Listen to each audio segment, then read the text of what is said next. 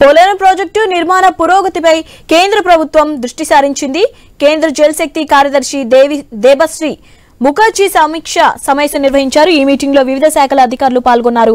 పోలవరం ప్రాజెక్టులో diaphragm wall నిర్మాణాన్ని ఈ ఏడాది డిసెంబర్ నాటికి పూర్తి చేయగలరా అని జలశక్తి కార్యదర్శి ఏపీఈఎన్సీ నరసింహమూర్తిని ప్రశ్నించారు.